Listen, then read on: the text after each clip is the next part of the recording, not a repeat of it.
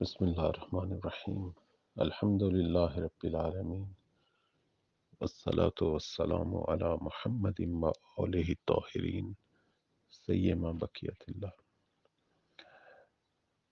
اللہم اظہر بہ دینک وسنت نبیک حتی لا یستخفی بشیء من الحق مخافۃ احد من الخلق۔ پروردگارہ، امام زمان کے وسیلے سے اپنے دین اور پیغمبر اسلام کی سنت کو ظاہر کر، تاکہ حق میں سے کوئی بھی چیز تیری مخلوق میں سے کسی کے خوف سے مخفی نہ رہ جائے۔ اللہم انا نرغب الیک فی دولت کریمہ، خدایا ہم تیری بارگاہ میں دولت کریمہ کے مشتاق ہیں کہ تو عز بہل اسلام و اہلہ، کہ جس سے اسلام اور اسلام والوں کو عزت ملے، تو ذل بہ النفاق و اہلہ، اور اہل نفاق خود منافقت جو ہے وہ ذلیل ہو۔ وتجعلنا فیہا من الدعاة الی طاعتک، اور ہم سب کو جو ہے وہ اپنی اطاعت کی طرف دعوت دینے والوں میں سے قرار دے، والقادۃ الی سبیلک، اور تیری راہ میں رہبری کرنے والوں میں سے قرار دے۔ وترزقنا بها کرامۃ الدنیا والآخرہ، خدایا ہمیں دنیا اور آخرت کی برکتیں جو ہے وہ عطا کر۔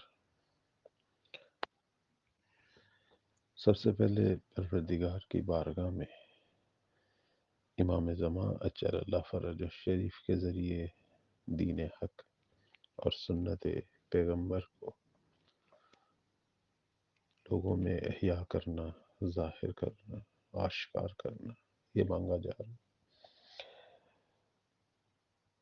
آیا ہمارے ہاں واقعاً اسلام ہے، سنت پیغمبر ہے، یا نام اسلام ہے، نام مسلمانی ہے؟ بہت سارے لوگ آتے ہیں دیگر ممالک سے، مغربی ممالک سے، اور آ کے کہتے ہیں کہ اسلامی ممالک کے اندر مساجد ہیں، دینی مدرسے ہیں، بظاہر حجاب بھی ہے، ظاہری شکل و شمائل اکثر لوگوں کی اسلامی لگتی ہے، لیکن اندر اسلام نہیں ہے، عمل میں، کردار میں، روابط میں، معاملات میں۔ ویسے عجیب سی بات ہے، اگر ہم اپنی شکل خود اپنے ہاتھ سے بنائیں، خاکہ بنائیں، آیا ہمارا خاکہ واقعاً اسلامی ہے؟ جیسے لوگ خاکے بناتے ہیں لوگوں کے، بڑی بڑی شخصیات کے، آپ دیکھتے ہیں کہ اخباروں میں یا آپ میڈیا پہ ان کے خاکے دیکھتے ہیں، تو یہ خاکہ جو ہے، اس سے اندازہ تو ہوتا ہے کہ یہ کس کا بنا ہوا ہے، لیکن اس کی جو چیزیں ہیں وہ کاملاً اس کے مطابق نہیں ہوتی۔ مثلا کہیں کان بڑا ہوتا ہے، کہیں ناک بڑا ہوتا ہے، کہیں قد بہت چھوٹا ہوتا ہے، کہیں گردن بہت بڑی ہوتی ہے، مثلا ہم یہ چیزیں دیکھتے ہیں۔ ہماری مسلمانیت یا اسلام بھی بس اوقات ایسا ہی ہوتا ہے۔ مثلا ہو سکتا ہے کہ کچھ لوگ جو ہیں وہ اول وقت میں نماز جماعت ان چیزوں کے پابند ہوں، لیکن امین نہ ہو، انہیں اگر کوئی آپ پیسے دیں، کوئی چیز سپرد کریں، اس میں وہ اچھے امین ثابت نہ ہو، یا ہو سکتا ہے نامحرم کو تو نہ دیکھتا ہو، لیکن یعنی آنکھ سے تو پاک ہو لیکن زبان سے ناپاک ہے، غیبت کرنے میں سب سے آگے ہے۔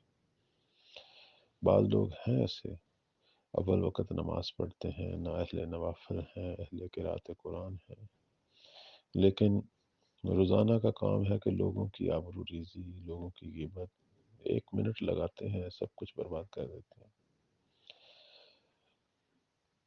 کچھ لوگ جو ہیں وہ دیندار ہیں بظاہر، لیکن اپنے کام میں، کسب و کار میں جو ہے وہ ان چیزوں کا خیال نہیں رکھتے، اور کچھ جو ہیں ان چیزوں کا خیال رکھتے ہیں، مثلا تمام چیزوں کا خیال رکھتے ہیں، لیکن مغرور ہیں، متکبر ہیں۔ ہمارا جو رابطہ ہے وہ 3 طرح کی ہستیوں سے۔ سب سے پہلے تو اپنا اللہ کے ساتھ رابطہ، جو کہ سب سے زیادہ ہے ہمارا۔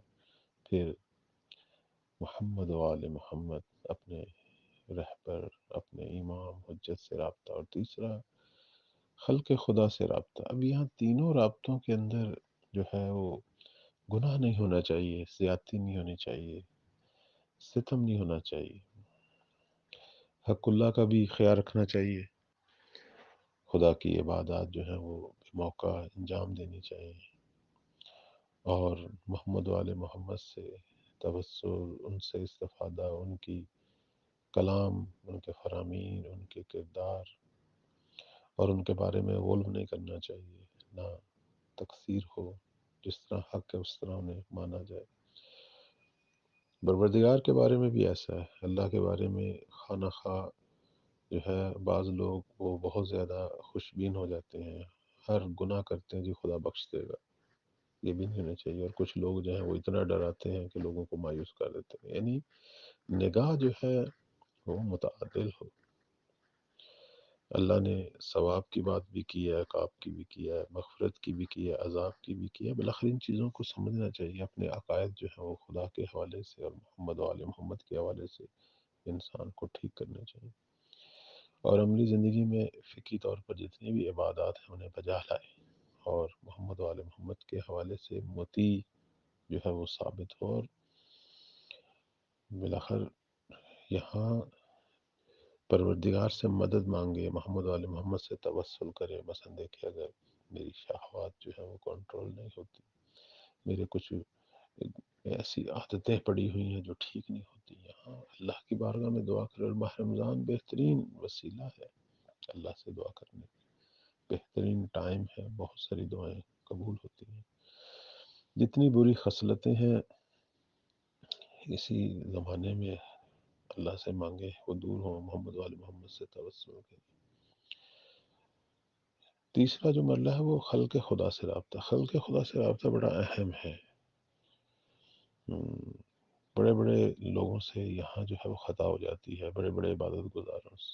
مثلا ہو سکتا ہے ایک آدمی بڑا متدین ہو لیکن اپنی بیوی بچوں کے معاملے میں جو ہے وہ خطا کار ہو، ان کے حقوق پورے نہ کرتا ہو، یا بیجا سختی کرتا ہو، یا بہت زیادہ ان کو کھلا چھوڑ دیا ہے اور وہ گناہوں میں پڑ گئے ہیں۔ دونوں چیزیں ٹھیک نہیں۔ امام زمان اجل اللہ فرج الشریف آئیں گے تو دین کو اصلی شکل میں ظاہر کریں گے اور سنت پیغمبر احیاء ہوگی۔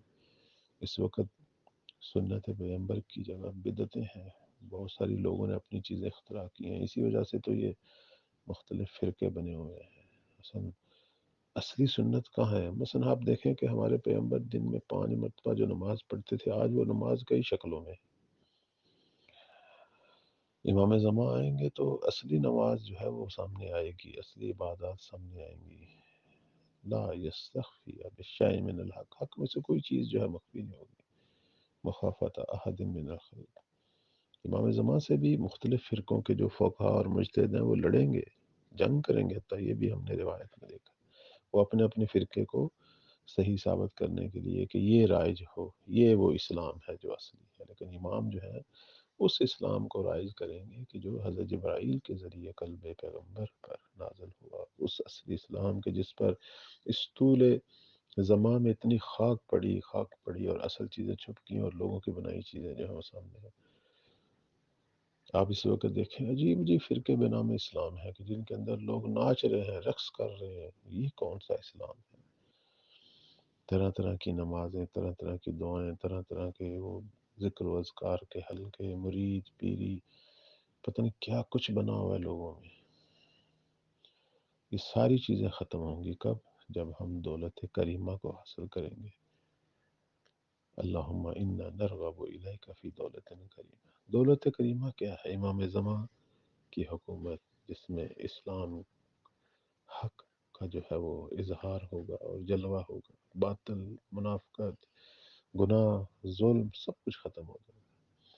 ہم میں سے ہر کوئی اپنے تصور کے مطابق امام زمان کا انتظار کر رہا ہے، اور اس خیال میں ہے کہ پتہ نہیں ہم کہاں سے کہاں پہنچ جائیں گے، دنیاوی عشائشوں کی باتیں کر رہے ہیں۔ لیکن اس طرح انتظار کرنا چاہیے جس طرح امام چاہتے ہیں ہر کام ہو۔ امام کو ناصروں کی ضرورت ہے، دولت کریمہ اکیلے امام نے بپا نہیں کرنی، ساتھ بڑی وسیع تعداد ہے ناصروں کی جو تیار ہوئے ہیں۔ مثلا مولا نے عدل کو اجرا کرنا ہے تو ناصروں نے پہلے سے ہی عدل اجرا کیا ہوا ہے اپنے وجود پر، اپنے گھر پہ، جہاں جہاں تک ان کا ہو سکتا ہے امر بالمعروف کرتے ہیں، نہی عن المنکر کرتے ہیں۔ دولت کریمہ جو ہے وہ ظالموں سے جو ہے وہ زمین کو پاک کرے گی، زمین پاک ہو جائے گی، ظالم نہیں رہیں گے، ہم خود ظلم سے پہلے پاک ہو۔ دولت کریمہ کی جو خصوصیات ہیں وہ ناصروں میں پہلے آئیں گی، ایک مقدس اقلیت تیار ہوگی تو یہ عظیم حکومت جو ہے وہ سامنے آئے گی، شرق و غرب، کہ جس کا انتظار آدم سے خاتم تک اور اب تک تمام حجج الہی کرتے رہے، اور جس کی آرزو اور جس میں شامل ہونے کے لیے دعائیں مانگتے رہے۔ یہ وہ دولت کریمہ ہے کہ اسلام عزت پائے گا، مسلمان عزت پائیں گے، پوری دنیا میں شرق و غرب پر اسلام کا پرچم لہرائے گا۔ کوئی شخص ایسا نہیں ہوگا جو اہل نماز، اہل عبادت نہ ہو۔ منافق اور نفاق ذلیل ہوں گے، ان کے لیے زمین پہ کوئی جگہ نہیں بچے گی۔ اور پروردگار سے دعا کرنی چاہیے کہ ہمیں جو ہے اس عظیم دولت میں، اس عظیم حکومت میں اپنے دین کی طرف دعوت دینے والوں میں سے اور راہ حق کے رہبروں میں سے قرار دے، ان لوگوں میں سے قرار دے جو مطیع ہوں اور اللہ کی اطاعت کی طرف دعوت دیں۔ پہلے خود اپنی برائی کو ختم کروں، پھر دوسرے میں ختم کرنے کی کوشش کروں۔ عام طور پر یہ ہوتا ہے کہ اپنی نہیں ختم کرتے، دوسروں کے پیچھے پڑ جاتے ہیں، جس کا نتیجہ کوئی ثمرہ نہیں ہوتا۔ ثمرہ لینا ہے تو پہلے اپنے اوپر کام کرو، پھر امام آپ سے کام لیں گے۔ پہلے تو اپنے حصے کے کام کر، پھر امام خود بخود تجھ سے کام لیں، اور تو دعات الی طاعت، یعنی اللہ کی اطاعت، اللہ کی فرما برداری کی راہ میں پھر تو داعی بن جائے گا، دعوت دینے والا بن جائے گا۔ اس ماہ رمضان میں جو کچھ مانگنا ہے مانگ، اور بالخصوص امام زمان کا دیدار، ان کا ظہور اور دولت کریمہ کا تحقق جو ہے یہ فراموش نہ ہو۔ السلام علیکم ورحمۃ اللہ۔